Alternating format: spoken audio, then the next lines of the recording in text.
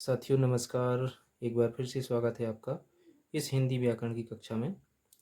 साथियों हम अभिकारी या अव्यय शब्द पढ़ रहे हैं, तो उनमें से हमने क्रिया विशेषण, संबंध बोधक समझ लिया है, अच्छी तरीके से समझ लिया है। आज हम समुच्चय बोधक और विस्मयादि बोधक अव्यय को जानने वाले हैं। चलिए तो हम थोड़ा सा संबंध बोधक के बारे में जानकारी लेते हुए आगे बढ़ते हैं। तो देखिए साथियों, संबंध बोधक के बारे में मैंने एक चीज़ बताई थी आपके लिए कि जो क्रिया विशेषण है वो क्रिया के पहले कोई शब्द आता है तो वह क्रिया विशेषण का काम करने लगता है ना। और यदि वो जो क्रिया विशेषण है विभक्ति के बाद आता है, किसके बाद आता है? विभक्ति के बाद, तो वह संबंध बोधक बन जाता है। देखिए उदाहरण मैंने या शायद आपको दिया नहीं था, तो आप यहाँ समझ लेंगे। जैसे मैं उदाहरण दे रहा हूँ, राम ऊपर बैठा है। ठीक है, तो देखिए आप यहाँ देख रहे हैं, हम ये ऊपर है ना, क्रिया विशेषण का काम कर रहा है ना। किसका? क्रिया विशेषण का। और देखिए मैं उसको इस तरह से लिख रहा हूँ कि राम दीवार के ऊपर बैठा है। दीवार के ऊपर बैठा है, तो आप यहाँ पाएंगे कि जो ऊपर है वो संबंध बोधक का काम करने लगेगा। ठीक है, किसका? संबंध बोधक का। ठीक है, क्लियर हो गया था वैसे तो, लेकिन उदाहरण मुझे बताना था। चलिए अब हम आगे चलते हैं, समुच्चय बोधक को जानते हैं। देखिए समुच्चय बोधक के बारे में हमने इसका शाब्दिक अर्थ जान लिया था। क्या था? समूह, है ना। समूह का बोध कराने वाला अव्यय, है ना, यही जाना था हमने। तो आप जान के रखिए कि समूह का बोध कराने वाला अव्यय समुच्चय बोधक अव्यय कहलाता है ना। यह हम कह सकते हैं कि समूह का बोध कराने वाले अव्यय समुच्चय बोधक अव्यय कहलाते हैं। ठीक है, अब देखिए मित्रों, यहाँ समूह की बात हो रही है, तो समूह होगा किसका? तो समूह किसका होगा? शब्दों का, है ना। तो शब्दों का जो सार्थक समूह होता है, क्या? सार्थक समूह, तो फिर वो वाक्य बन जाता है ना। क्या बन जाता है? वाक्य। स्पष्ट हुआ कि शब्दों का सार्थक समूह वाक्य बन जाता है। और इसी के बारे में हम जान रहे हैं कि समुच्चय बोधक अर्थात समूह का बोध कराने वाला। तो समूह किसका? शब्दों का। और शब्दों का जो सार्थक समूह होगा वो वाक्य होता है। ठीक है, तो एक हम इसकी बात करते हैं कि परिभाषा क्या हो सकती है। तो देखिए इसके बारे में हम लिखें कि समूह का बोध कराने वाले अव्यय समुच्चय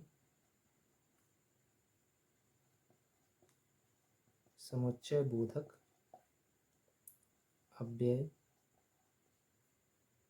कहलाते हैं। ठीक है, स्पष्ट हो गया। समूह का बोध कराने वाला या समूह का बोध कराने वाले अव्यय समुच्चय बोधक अव्यय कहलाते हैं। अब एक चीज़ मैंने आपको पहले ही बताई है कि परिभाषा महत्वपूर्ण नहीं है, हमें जो अव्यय पद हैं उनकी स्थिति को पहचानना होगा, है ना। उनकी स्थिति को पहचानना होगा कि यह कहाँ प्रयोग हो रहा है, तब हम बता पाएंगे कि कौन सा अव्यय होगा। उसी आधार पर हम बता पाएंगे। नहीं तो फिर हम रट लेंगे, एक परिभाषा रट लेंगे, और फिर जब प्रश्नों का उत्तर देंगे तो वहाँ गलत करके आ जाते हैं। तो हमें परिभाषा नहीं रटना है, हमें जो मैं बोल रहा हूँ कि सब उसकी स्थिति देखना है, कहाँ पर प्रयोग हुआ है। ठीक है, तो देखिए हमने जाना कि शब्दों का जो सार्थक समूह है वो वाक्य है। तो हम ये भी जान के रखें कि जो वाक्य होगा तो उसमें एक वाक्य है, उस वाक्य में बहुत सारे वाक्य भी हो सकते हैं, है ना, बहुत सारे वाक्य भी हो सकते हैं। तो जो वाक्य होंगे, एक वाक्य में जो वाक्य होंगे तो उन्हें हम कहते हैं उपवाक्य। क्या कहते हैं? उपवाक्य कहते हैं। अब बात आती है कि उपवाक्य क्या है। तो पहले तो यही जान लो कि जो वाक्य में छोटे वाक्य होंगे, छोटे वाक्य होंगे वही उपवाक्य हैं, है ना। तो एक तरह से तो हम यही जान सकते हैं कि छोटे वाक्य। और दूसरा ऐसा भी जान सकते हैं कि पदों का ऐसा समूह, है ना। आप इसको लिखेंगे कि पदों का ऐसा समूह जिसमें वाक्य के सारे गुण हों, वाक्य के सारे गुण हों, सिर्फ आकांक्षा शेष रहती है ना, सिर्फ आकांक्षा शेष रहती है। तो ठीक है, इसको हमने जान लिया कि एक वाक्य में बहुत सारे वाक्य होंगे, उन छोटे छोटे वाक्यों को हम क्या कहते हैं? उपवाक्य। ठीक है। अब देखिए, उपवाक्य कहते हैं तो मैं आपसे बोल रहा हूँ कि एक उपवाक्य ए है और एक उपवाक्य ए है और एक उपवाक्य ए है। ठीक है। यहाँ आपको देखेंगे, यहाँ आप देखेंगे, यहाँ होंगे आपके योजक शब्द। क्या होंगे? योजक शब्द। जो योजक होंगे, क्या होंगे? जो योजक होंगे वही क्या है? समुच्चय बोधक अव्यय होंगे। क्या होंगे? समुच्चय बोधक अव्यय। ठीक है, ये चीज़ तो हमने जान ली। देखिए कि वाक्य में बहुत सारे छोटे वाक्य हो सकते हैं, दो हो सकते हैं, तीन हो सकते हैं और उससे ज़्यादा भी हो सकते हैं। उन्हें हम क्या कहते हैं? उपवाक्य। और उन्हीं उपवाक्यों को जो जोड़ने वाले, अर्थात हम कहें जो योजक होते हैं, वही क्या है? समुच्चय बोधक है। ठीक है, क्लियर हो गया? क्या है? समुच्चय बोधक है। अब बात आती है कि जो हम उपवाक्य जान रहे हैं कि उपवाक्य, एक उपवाक्य ए है, एक उपवाक्य ए है और एक यहाँ है, इनको जोड़ते हैं, वही योजक समुच्चय बोधक कहलाते हैं। ठीक है। देखिए मित्रों, अब एक प्रश्न आता है कि उपवाक्य कहाँ कहाँ मिलते हैं हमें, तो इससे भी आप परिचित हो जाइए। अब देखिए मित्रों, यहाँ हम किसी भी टॉपिक को रटने वाले नहीं हैं, एक बिंदु से दूसरे बिंदु को अंतर संबंध करके जान रहे हैं। तो देखिए, यहाँ हम कह रहे हैं कि उपवाक्य कहाँ कहाँ दिखाई पड़ते हैं या होते हैं। तो हम आगे पढ़ेंगे वाक्य, है ना, प्रयोग व संरचना। प्रयोग व संरचना की दृष्टि से वाक्य के कितने प्रकार हैं? तीन। एक तो है साधारण वाक्य, और दूसरा है आपका संयुक्त वाक्य,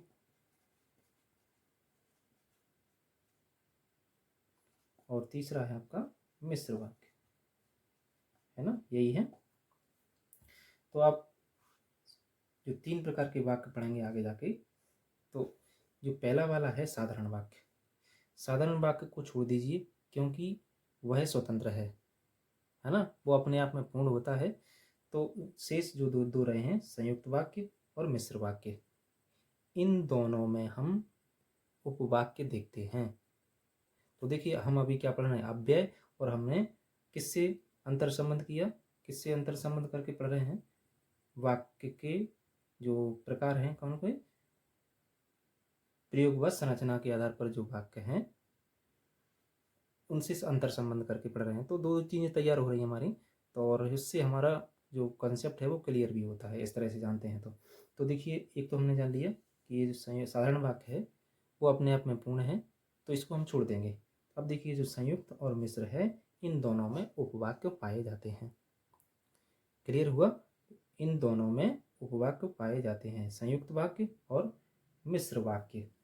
ठीक है, इसके लिए लिख सकते हैं, इन दोनों में उपवाक्य पाए जाते हैं। ठीक है, कौन कौन में? संयुक्त वाक्य में और मिश्र वाक्य में। अब देखो आगे चलते हैं, अभी हम समझने वाले हैं कैसे प्रयोग हुआ बहुत अच्छे तरीके से। अभी हम थोड़ा सा ऐसी चीज़ें विस्तार से समझ लें और फिर संक्षिप्त में तुम्हें बताने वाला हूँ। देखिए जो हमने अभी यहाँ लिखा था प्रयोग व संरचना के आधार पर वाक्य के प्रकार, तो दो तीन जाने हमने, साधारण, संयुक्त और मिश्र। तो उन्हीं में क्या है पाए जाते हैं? उपवाक्य पाए जाते हैं। अब जो दो हैं, संयुक्त और मिश्र, इन्हीं के आधार पर, इन दोनों के आधार पर क्या है, जो समुच्चय बोधक है उसके दो भेद हैं। कितने भेद हैं? दो। समानाधिकरण, समानाधिकरण, और दूसरा है आपका व्यधिकरण। व्यधिकरण, देखिए यहाँ संयुक्त और मिश्र हो गए, यहाँ समानाधिकरण और व्यधिकरण हो गए। अब देखिए साथियों, जो समानाधिकरण है, समानाधिकरण संयुक्त वाक्य के अंतर्गत देखेंगे हम, और व्यधिकरण को मिश्र वाक्य के अंतर्गत। ठीक है, ये क्लियर हो गया। अब देखिए साथियों, हम एक वाक्य ले रहे हैं, उसमें हम समझेंगे राम पढ़ता है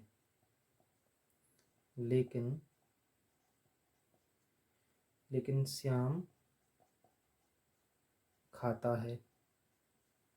ठीक है, तथा सीता खेलती है। देखो अब इसी को हम समझ लेंगे तो हम बिल्कुल आसान हो जाएगा। ठीक है, तो देखिए यहाँ हम देख रहे हैं राम पढ़ता है। अब इसको छोड़ दें थोड़ा सा, देखिए दो वाक्य हैं, इसको हम अलग करने के बाद, है ना, इसको अलग कर लिया। आप देख रहे हैं कि राम पढ़ता है और श्याम खाता है। तो इसको हम देखो पूरा पढ़ें कि राम पढ़ता है लेकिन श्याम खाता है, तो एक पूरा वाक्य हो गया कि नहीं ये, है ना। अभी हम जान रहे थे ना, शब्दों का सार्थक समूह वाक्य है। तो इसमें देख रहे हैं हम कि राम पढ़ता है लेकिन श्याम खाता है, तो एक ही वाक्य हुआ। एक ही वाक्य को बनाने वाला कौन है? लेकिन। तो देखिए इसको हमने अलग किया, तो ये फिर क्या बन गए? उपवाक्य, है ना, उपवाक्य बन गए। तो लेकिन क्या है? इनको जोड़ने वाला है, योजक है। ठीक है, आगे चलें हम थोड़ा सा, कि राम पढ़ता है लेकिन श्याम खाता है, तथा सीता खेलती है।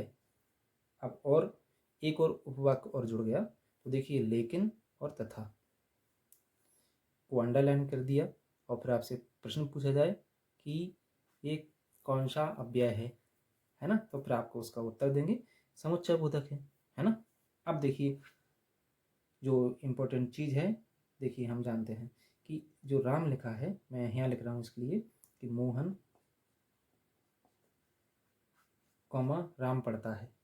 ठीक है, इसको कॉमा को ऐसा हटाकर हम क्या करते हैं, यहाँ और लिख देते हैं कि मोहन और राम पढ़ते हैं, मोहन और राम पढ़ते हैं लेकिन श्याम खाता है तथा सीता खेलती है।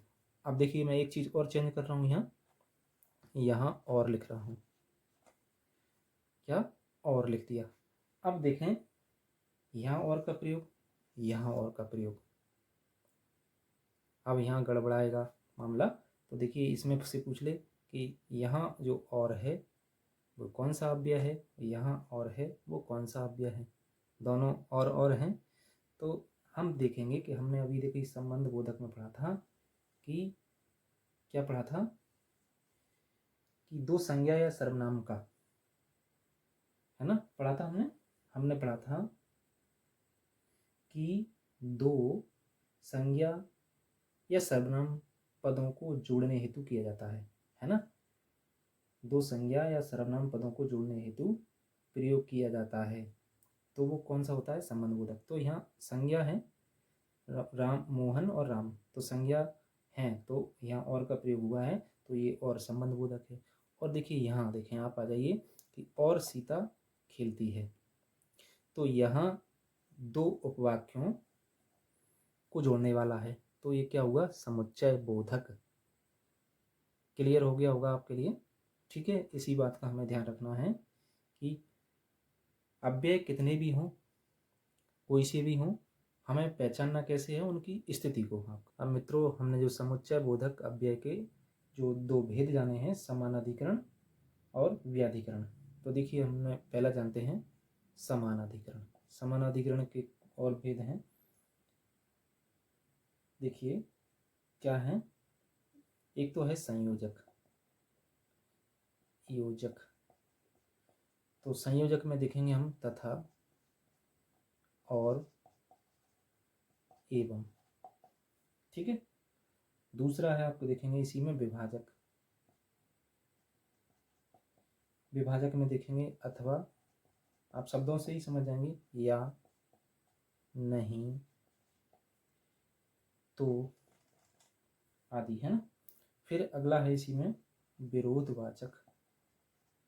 विरोधवाचक, देखो बीच में फिर बोल रहा हूँ मैं आपके लिए कि इन सारी चीज़ों को रटना नहीं है ना। परंतु, किंतु, तो आप इसको समझ रहे होंगे कि जैसे कि किंतु परंतु लिखा है तो वहाँ विरोध उत्पन्न होता ही है, परंतु, किंतु, है ना, लेकिन। और अगला है आपका परिणाम बोधक। परिणाम बोधक में आप देखेंगे अतएव, अतः, इसलिए, ठीक है, इस तरह से होंगे। चलिए, अब मैं इसको साफ कर रहा हूँ, आप लिख सकते हैं, स्क्रीनशॉट ले लीजिए। ये तो हो गए हमारे समानाधिकरण के। और दूसरा है आपका व्यधिकरण, है ना, व्यधिकरण। तो व्यधिकरण की बात करें तो इसके बारे में हम कह सकते हैं कि जो अव्यय मुख्य वाक्य से एक या अनेक आश्रित वाक्यों को जोड़ते हैं। जो अव्यय मुख्य वाक्य से एक या अनेक आश्रित वाक्यों को जोड़ते हैं, उन्हें व्याधिकरण समुच्चय बोधक अव्यय कहते हैं। देखिए, उदाहरण ले लो, जैसे राहुल तेज है किंतु उद्यमी नहीं है ना। अभय पढ़ने में तेज है क्योंकि वह परिश्रम करता है। हो गया। तो यहाँ हम देख रहे हैं जो किंतु आया है ना, और मैं दूसरे वाक्य में बोला था क्योंकि, तो ये व्याधिकरण समुच्चय बोधक अव्यय हैं। क्या है, व्याधिकरण समुच्चय बोधक अव्यय हैं। ये दोनों पूर्व मुख्य वाक्य को परवर्ती आश्रित वाक्य से जोड़ते हैं। ये उदाहरण लिख लेते हैं, थोड़ा सा जल्दी समझ में आएगा। राहुल तेज है किंतु उद्यमी नहीं है। तो हम कह रहे हैं कि क्या करते हैं, ये व्याधिकरण समुच्चय बोधक है, पूर्व मुख्य वाक्य को परवर्ती आश्रित वाक्य से जोड़ते हैं, है ना। जो परवर्ती आश्रित वाक्य है उससे जोड़ते हैं, जो किंतु ने जोड़ दिया। अब देखिए, व्याधिकरण समुच्चय बोधक अव्यय के भेद हैं, कौन कौन है। एक तो है कारणवाचक। इसमें देखेंगे हम क्योंकि, देखो क्योंकि इसमें आ गया, वही बात बोल रहा हूँ कि आपको देखना है इसलिए कि कहाँ प्रयोग हो रहा है, जो कि, ठीक है। फिर अगला है उद्देश्यवाचक। उद्देश्यवाचक में ताकि, जो कि, है ना। और है अगला आपका संकेत वाचक। संकेत वाचक में देखेंगे हम चाहे, तो, परंतु, किंतु, ठीक है। और चौथा है आपका स्वरूपवाचक। स्वरूपवाचक में अर्थात, माने, यानी, यानी कि। ठीक है, ये आपके व्याधिकरण समुच्चय बोधक अव्यय के भेद हो गए हैं। ठीक है, अब देखिए मित्रों, विस्मय आदि बोधक अव्यय को जानते हैं हम। तो हमने शुरू में जान ही लिया था इसका अर्थ, जो शाब्दिक अर्थ था। क्या जाना था हमने? विस्मय का आश्चर्य या अचरज। तो देखिए कहाँ कहाँ हमें ऐसा महसूस होता है, जब देखिए हर्ष की बात हो, है ना, हर्ष हो, उल्लास, है ना, उल्लास, शोक हो, दुख, घृणा, ऐसी स्थितियों में, आदि स्थितियों में विस्मय आदि बोधक अव्यय होता है या रहता है। ठीक है, देखते हैं हम। तो देखिए हम जो आश्चर्य का बोध होता है ऐसा जान रहे हैं, तो एक उदाहरण लेते हैं हम। वाह कैसा सुंदर दृश्य है ना। तो एक बात तो ये है इसमें कि आपको ये विस्मय आदि बोधक चिन्ह भी होगा, तो इसमें पहचानने में कठिनाई नहीं होगी। ठीक है, सिंपल सी बात है। अब देखिए हमने एक उदाहरण ले लिया और ज़्यादा की बात है तो देखिए और ले लेते हैं हम। आहा कितना सुंदर दृश्य है। ठीक है, ये तो जान लिया। वाह क्या कहना, छी छी इतना घृणित व्यवहार, है ना, जो अभी हमने जाना थे ना घृणा के बारे में। ओह आप पर इतना दुख, अरे तुम्हें अक्ल नहीं है। ठीक है, इस तरह से वाक्य होंगे और मुख्य रूप से ये आपको चिन्ह दिखाई देगा, है ना, विस्मय आदि बोधक चिन्ह दिखाई देगा, तो हम तुरंत पहचान लेंगे इसमें। अब देखिए हम सार रूप में जानते हैं, जो हम जानने वाले थे कि लास्ट में कैसे पहचानेंगे हम। ठीक है, तो सबसे पहले आप देखेंगे संबंध, संबंध बोधक की बात आती है तो हम देखेंगे कि एक ही वाक्य में दो पदों के मध्य, ठीक है, संबंध बोधक अव्यय होगा। ठीक है, दूसरा है हमारा समुच्चय, समुच्चय बोधक दो उपवाक्यों के मध्य, उपवाक्यों के मध्य, ये सार रूप है, बहुत अच्छा है। और विस्मय आदि, विस्मय आदि में वाक्य के आरंभ में, वाक्य के आरंभ में इस, तो देखिए मित्रों हम वो दूसरे तरीके से समझते हैं। जैसे ये है आपका उपवाक्य, है ना, क्या है उपवाक्य, एक उपवाक्य ए है और एक उपवाक्य मान लीजिए ए है ना, इतने सारे उपवाक्य हो गए, और भी हम बना सकते हैं। अब देखिए साथियों यहाँ जो उपवाक्य है ना, क्या है जी उपवाक्य। तो देखिए ना लिख रहे हैं कि एक ही वाक्य में दो पदों के मध्य, तो यहाँ जो उपवाक्य है यहाँ हम देखेंगे कि क्या है संबंध बोधक, संबंध बोधक। और दो उपवाक्यों को जोड़ने वाला कौन होगा? समुच्चय बोधक, समुच्चय बोधक।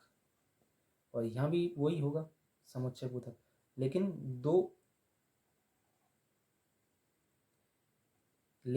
उपवाक्य होगा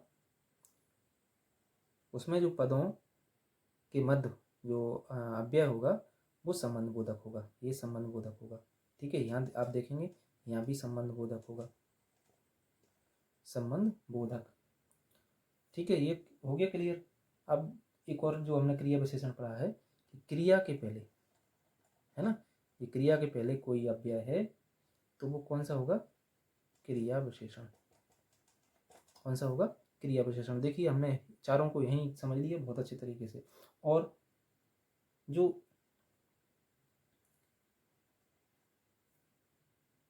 वाक्य होगा उसके शुरू में जो होगा वो कौन होगा? विस्मयादि बोधक। अभी हमने देखा था ना कि सबसे पहले आ रहा था, जैसे क्या लिख रहे थे हम कि वाह, है ना। ये तो यहाँ सबसे पहले शुरू में विस्मयादि बोधक होगा, फिर उपवाक्य जो होगा उसके मध्य, दो पदों के मध्य कौन कौन होगा? संबंध बोधक। और दो उपवाक्यों के बीच में कौन होगा? समुच्चय बोधक। ठीक है, इस तरह से आप समझ जाएंगे तो बिल्कुल हम सही कर सकते हैं। ठीक है, क्लियर हो गया। अब मित्रों, हमने अभिकारी या कहें अव्यय से संबंधित संपूर्ण जानकारी लगभग लगभग प्राप्त कर ली है, और हम अगले टॉपिक के साथ फिर उपस्थित होंगे। तब तक के लिए नमस्कार।